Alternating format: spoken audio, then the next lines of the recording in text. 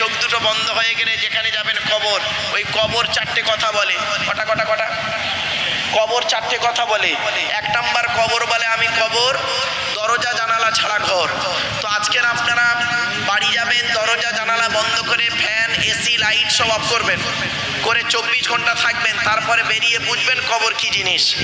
2 number কবর বলে আমি কবর সাপ বিছে পোকামাকড়ের ঘর।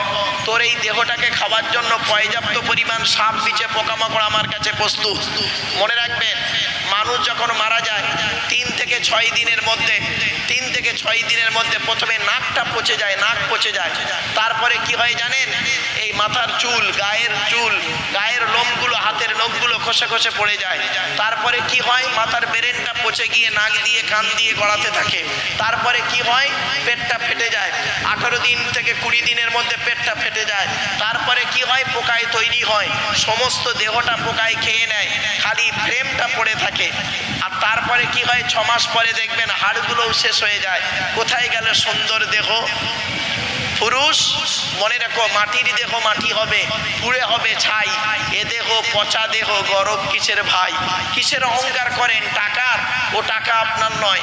আল্লাহ বলেছেন তোকে টাকা দিয়েছি খরচা করার জন্য।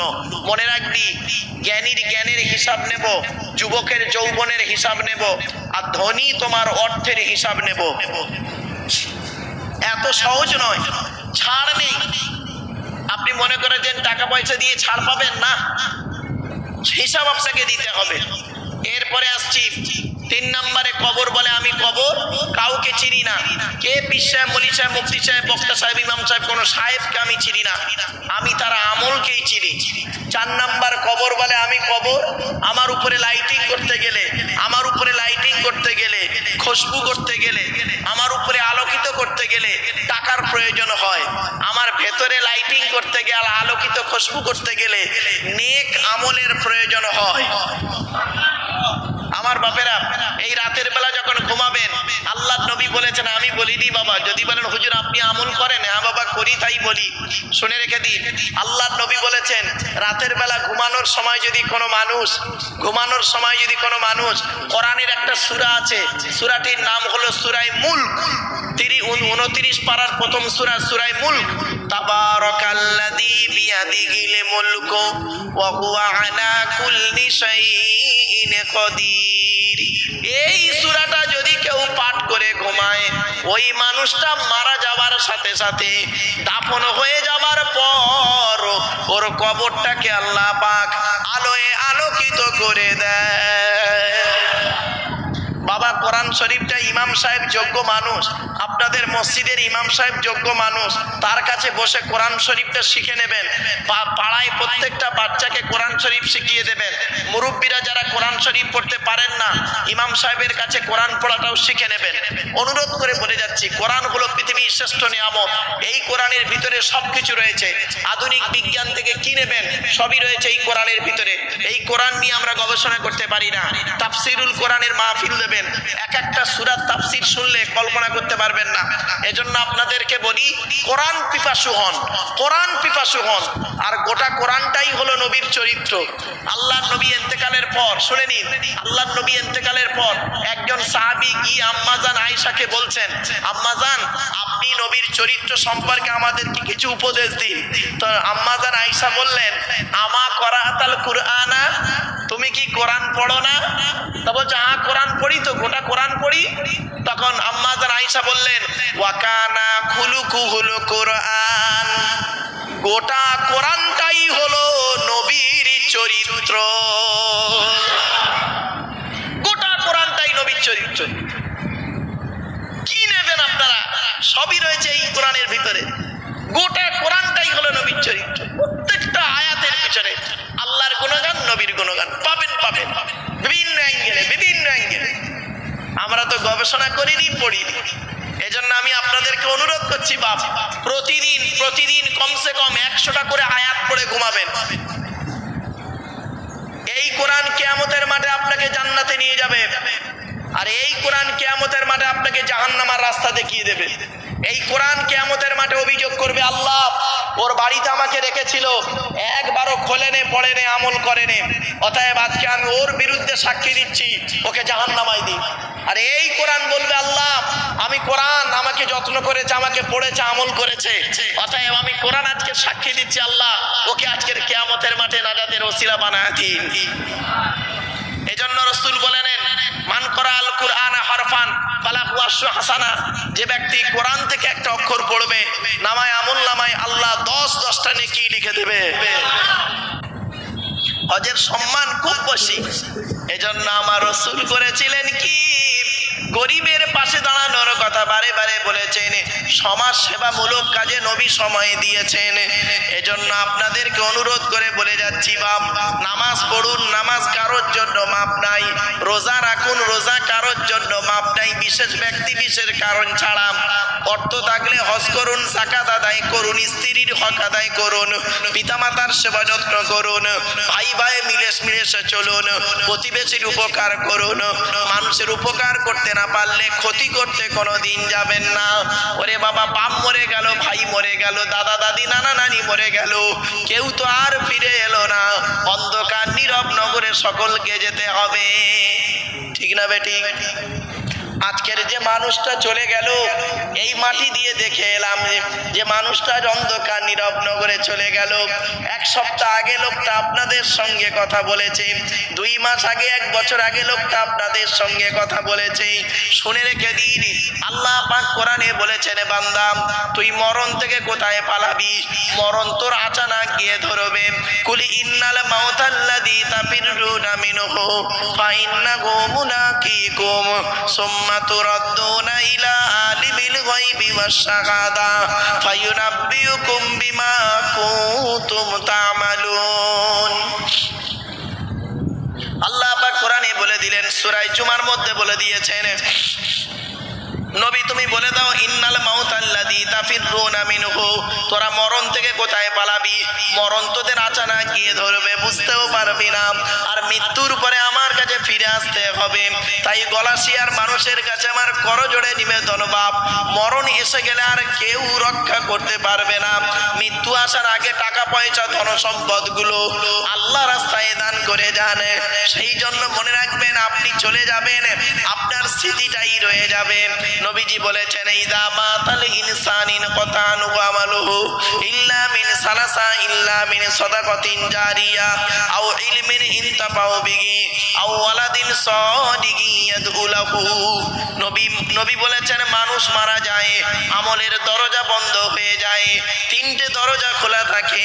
1 নাম্বার হলো সাদাকাতুন জারিয়া, পৃথিবীতে যদি কোনো দান খয়রাত করে যায় কবরে শুয়ে শুয়ে সওয়াব পাবে। 2 নাম্বার হলো পৃথিবীতে যদি দ্বীনি বিদ্যা রেখে যায়, আর দ্বীনি বিদ্যা থেকে মানুষ যদি উপকৃত হতে পারে কবরে শুয়ে শুয়ে সওয়াব পাবে। 3 নাম্বার হলো নেক সন্তান যদি পৃথিবীতে জন্ম দিয়ে যায়, আর নেক সন্তান যদি বাম্মার জন্য দোয়া চায় কবরে শুয়ে শুয়ে সওয়াব পাবে।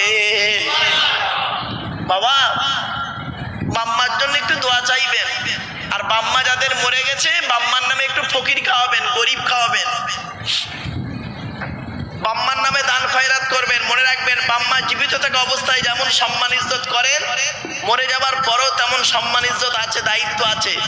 বাম্মা জীবিত থাকলে যেমন দায়িত্ব থাকে ছেলে মেয়ের, বাম্মা মরে গেলেও তারও দায়িত্ব আছে ছেলে মেয়ের। আপনি বাপে রেখে যাওয়া সম্পত্তি ভোগ করছেন আর বাপের নামে দান খয়রাত করবেন না কেন? এজন্য আমি আপনাদেরকে বলে যাচ্ছি, কোরআনের মাহফিল, হাদিসের মাহফিল, ইজমা কিয়াসের মাহফিল, নবী দিবসের মাহফিল, আর নবী দিবসের জলসা, নবীর সমস্ত হাদিসগুলো, বহু হাদিস আজকের আপনাদের সঙ্গে আমি শেয়ার করলাম। চলার, খাওয়া দাওয়া, চাল চলনের বিভিন্ন হাদিস আপনাদের কাছে আমি তুলে ধরেছি বাংলা ভাষায়, সহজ সরল ভাষায়। কোরআনের আয়াত সহ তুলে ধরেছি বাপ, চোখ দুটো বন্ধ হয়ে গেলে সব শেষ। কুদরতে আজিম তার কে বুঝিতে পারে, অজ্ঞান হইবে জ্ঞানী ধ্যান যদি করে। মিও পাই দুনিয়া কেন ভোলা মন, দিবানিশি করো তুমি খোদাকে স্মরণ। গোনাহে ডুবিয়া গেলি ওরে বেশরম, কিয়ামত দিন তুই করিলি নিগমন। পানি পানি করে তুমি পড়ে খাপে খাপি, অলে সালি তাড়াতাড়ি দেবে তালা চাবি, মালেকুল মউত তোর জান যাবে লইয়া, ঘর ওলা করে দাঙ্গা ভাগের লাগিয়া, তোর ধনে অন্য জনে উড়াইবে বাহার, তুমি হবে খোরাক ও মাটির উপকার। হজে গিয়ে যেখানেই যাচ্ছে কাবা শরীফ তওয়াফ করছে, দেখছে আব্দুল্লাহ ইবনে মুবারক কাবা শরীফ তওয়াফের আমার আগে আগে তওয়াফ করে যাচ্ছে। শুধু তাই নয়, মিনা মুজদালিফায় যায়, সাফা মারওয়া দৌড় করি, যেখানেই যায় দেখে আব্দুল্লাহ ইবনে মুবারক সামনে রয়েছে। দেখা করতে যাই, গুলিয়ে যায় লোকের মাঝে, রাসূলের রওজা মুবারকে জিয়ারত করছি, এমন সময় দেখি আব্দুল্লাহ ইবনে মুবারক আমার সামনে জিয়ারত করছে। আমার মনটা বড় খারাপ হয়ে যায়। আমি করেছি কি, দেখা আর হয় না। সোজা বাড়ি এসছি, বাড়ি এসে সোজা আব্দুল্লাহ ইবনে মুবারকের বাড়ি গিয়ে বলছি, ভাই আব্দুল্লাহ ইবনে মুবারক, আপনি কবে হজ থেকে ফিরলেন? হযরত আব্দুল্লাহ ইবনে মুবারক রাহমাতুল্লাহ আলাইহি বলছেন, ভাই খারাপ ভাববেন না, আমি তো এবছরও হজেই যাই নাই। আমার হজের টাকাটা একজন গরিবকে দান করে দিয়েছি, আমি হজে যেতে পারিনি ভাই। বলে, আমার সঙ্গে মিথ্যা বলবেন না, আমি আপনাকে হজে দেখেছি। সেই রাতে হযরত আব্দুল্লাহ ইবনে মুবারক রাহমাতুল্লাহ আলাইহি স্বপ্নে দেখছেন, গায়বী আওয়াজের মাধ্যমে বলা হচ্ছে, ও আব্দুল্লাহ ইবনে মুবারক, তুমি হজে না গিয়ে হজের টাকা গরিব মানুষটাকে দান করার কারণে তোমার হজকে আমি আল্লাহ সমস্ত হাজিদের ওসিলায় কবুল করে নিয়েছি। ও বাবা হাজি সাহেব, লোকের মেরে হজ করতে যেও না, লোকের জায়গা মেরে, লোকের 2 নম্বরি করে হজ করতে যেও না বাবা, ও হজ কবুল হবে না। আমার আল্লাহ জানিয়ে দিয়েছে হাজিদের সম্মান কি জানেন? ফাইদা কদাইতুম মানাসিকাকুম ফাযকুরুল্লাহা কাযিকরিকুম আবাআকুম আও আশাদ্দা যিকরা। বাপেরা, কোরআনের গুরুত্ব এত বেশি, এজন্য দায়িত্ব যার যার সে দায়িত্বগুলো আপনারা পালন করবেন। দেখতে দেখতে বাবা দীর্ঘক্ষণ কথা বলে ফেলেছি, আসুন একটু নবীর সামনে দাঁড়িয়ে একটু সালাত ও সালাম পাঠ করব। ইয়া নবী সালামুন,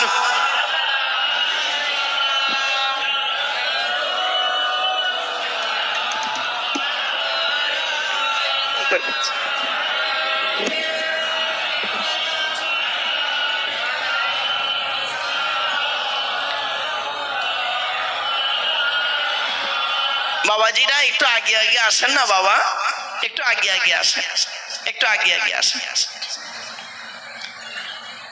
দয়াময় আল্লাহ যিনি কি নিয়ামত পাঠালেন তিনি,